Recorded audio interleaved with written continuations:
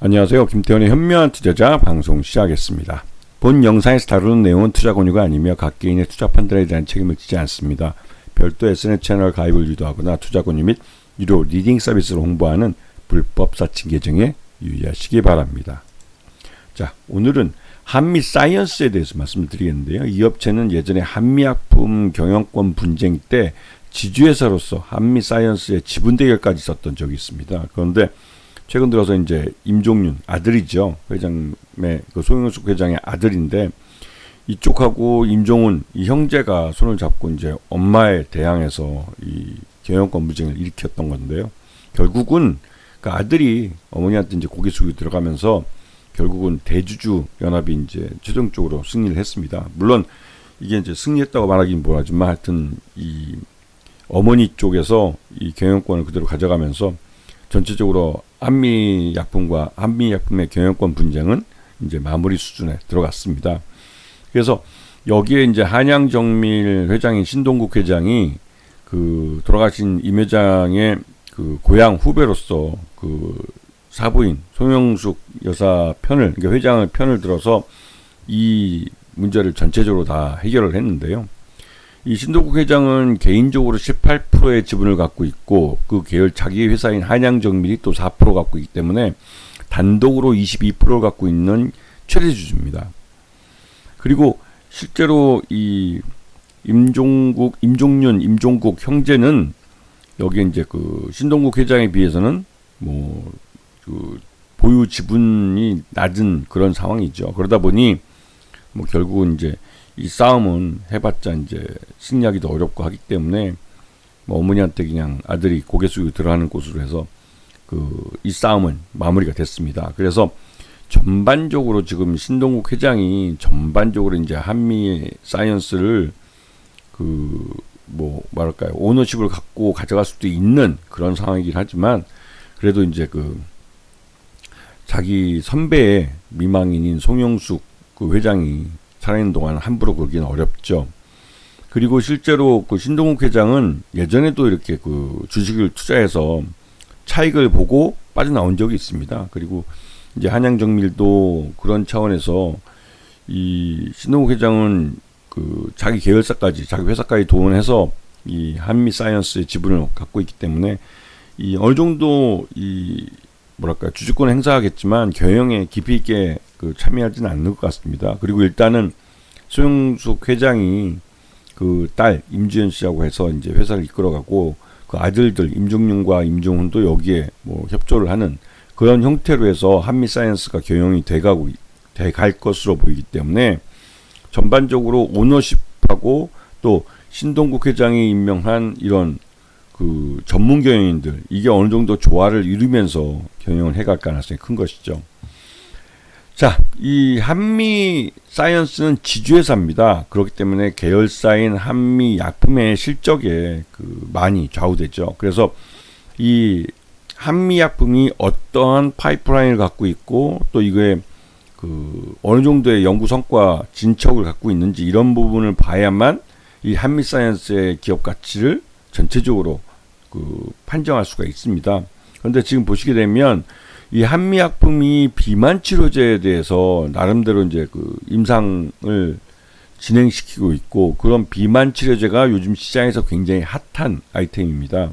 그리고 이게 나름대로 이 한미약품이 R&D, 제약 쪽에서는 R&D 쪽에서 굉장히 강한 회사고 라이센스 아웃도 실제로 도단위로 해본 회사이기 때문에 그런 기대감이 있죠. 그래서 이제 경영권 분쟁이 끝나면서 보다 본격적으로 R&D에 대한 투자가 더 늘어나게 될 가능성이 크고요. 예, 그렇게 되면 전반적으로 경영이 안정된 상태에서 신약 후보물질들에 대한 성과가 나올 가능성이 큽니다. 그래서 이런 부분을 잘 보셔야 될 것 같고요. 특히나 이 비만 치료제 같은 경우는 여름으로 갈수록 관련된 보도도 많이 나오고 하기 때문에 그 뉴스 때문에도 바람을 탈 가능성이 큰 것이죠. 그리고 이제 1분기 실적을 놓고 보면 이 지주 쪽 매출하고 그다음에 이 헬스케어가 이제 옛날에 한미 헬스케어 같이 이제 합병을 한 건데요. 이쪽이 뭐 매출이 클 수밖에 없죠. 사업부가 크기 때문에.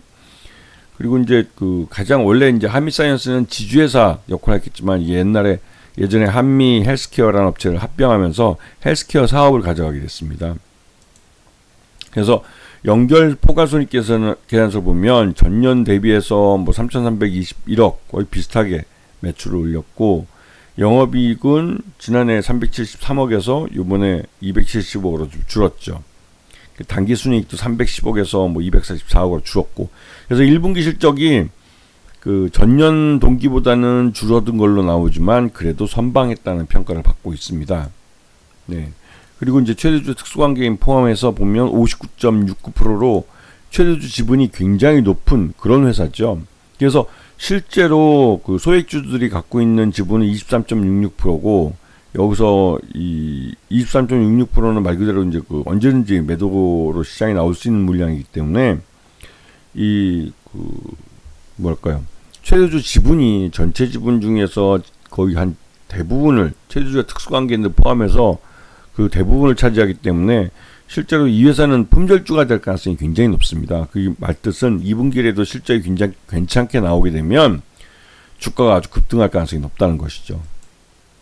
그리고 지금 기업 지배구조를 보면 한미사이언스가 지주회사로 가장 상층에 있고, 그 밑에 한미약품이라는 주력 계열사가 있는 것이죠. 그래서 이 주력 계열사 쪽도 임동국 회장이 최대주로 있고, 한미사이언스도 최대주가 임동국 회장 쪽이 최대주가 된 것이죠. 그래서 실질적으로 지금 한미약품그룹을 이제 지배하고 있는 건 그 앞에서 말씀드렸던 임동국 회장 쪽이 맞습니다. 하지만 오너십을 발휘하진 않고, 그래도 여전히 뭐 한 달에 뭐 일주일에, 그러니까 2주에 한 번씩 한미약품에 와서 보고만 받는 정도의 그 정도의 그 뭐 경영 활동만 하고 있습니다. 즉 이 말은 경영 간섭을 거의 안 하고 있다는 거나 마찬가지죠. 물론 이게 이제 그 임동국 회장이 임명한 전문 경영들이 있는데 이들을 통해서 뭐 간접적으로 지배한다고 그러긴 하지만, 그래도 임동국 회장은 아직까지는 이 한미약품의 오너십을 완전히 뺏겠다 이런 생각은 좀 없는 것 같습니다.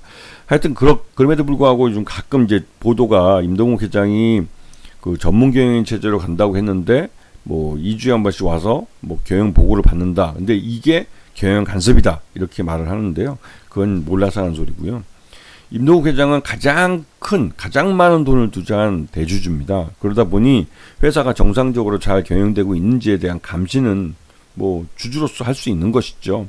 그리고 실제로 이제 그 주가가, 한미사이언스 주가가 많이 오르면 시장에서 차익 실현할 가능성이 높은 그런 상태이기도 합니다. 자, 그리고 지금 한미사이언스와 한미제약의 이런 그 뭐랄까 중장기 목표를 보면 나름대로 이제 기업이 성장할 수 있는 기반은 분명히 갖고 있다는 생각이 듭니다.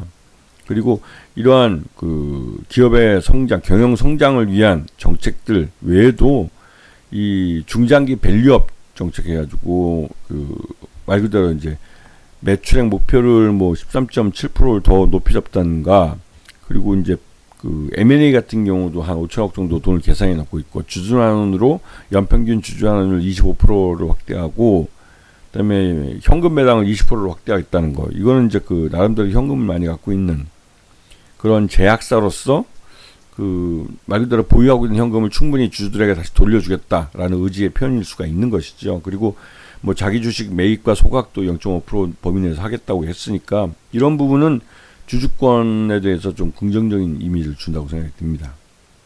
네.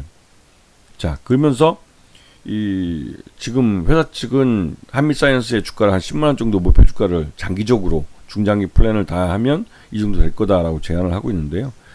거기서 이제 이번에 코리아 밸류업이라고 이제 그 거래소에서 만든 지수가 있는데, 여기에 이 정기 편입 과정에서 이제 한국 그 헬스케어 쪽 분야의 한미사이언스가 포함이 됐습니다. 그래서 나름대로 이제 그 한미사이언스의 밸류업, 코리아 밸류업 지수에 대해서 긍정적으로 보는 시각들이 있고요. 그리고 이제 기관 투자가들은 계속 꾸준히 사들이는데 외국인 투자가들은 좀 차익 실현을 하고 있는 구간인 것 같습니다. 그래서 지금 국내 기관 투자가들이 이렇게 사들이는 것은 이 내부적으로 뉴스를 너무 잘 알고 있기 때문에 한미사이언스가 이제 경영 그 분쟁을 끝내고 본격적으로 한미약품의 성장을 그 과실을 한미사이언스가 받아갈 거라는 것을 보여주고 있는 것이죠. 그래서 한미사이언스 같은 경우는 주가가 지난번 경영권 분쟁일 때 크게 올랐다가 그 이후로 꾸준히 내렸습니다. 그래서 지난 4월 3일 날 24,250원을 찍었고요. 그리고 나서 이제 주가가 이제 우상향하는 차트를 그리고 있으면서 이런 실적 그러니까 실적이 앞으로 개선되고 할 것들을 미리 주가에 좀 선반영하고 있는 그런 모습이기도 하죠. 근데 실제로 1분기 실적 기준으로 봤을 때 1분기가 전년도 1분기보다는 좀 안 좋긴 하지만 그래도 적정 주가 한 65,000원 정도로 평가될 수 있는 그런 회사입니다. 그렇기 때문에 한미사이언스는 최근 들어서 이런 지주회사에 대한 이런 뭐랄까요? 지주회사에 대한 시장 내에 이제 이런 그러니까 그러니까 기업 밸류업에 대한 요구, 그리고 또 이제 실제로 대선 공약으로 통해서도 이런 지주회사들에 대한 기업 가치를 올려라, PBR 1 이상은 만들어라 하는 이런 요구들, 이러한 것들이 이제 담아지면서 한미사이언스도 중장기적으로 이제 주주들에게 대해서 이제 베네핏을 주겠다고 하면서 주가를 서서히 끌어올리고 있는 것이죠. 그래서 결국은 이 한미사이언스도 실적이 주가에 반영되는 흐름을 나타낼 가능성이 크기 때문에 이런 부분에서 한미사이언스도 좀 길게 보시면 충분히 수익을 낼 수 있는 자리라는 생각이 좀 듭니다. 아시겠죠? 자, 오늘 방송 여기서 마치겠습니다. 감사합니다.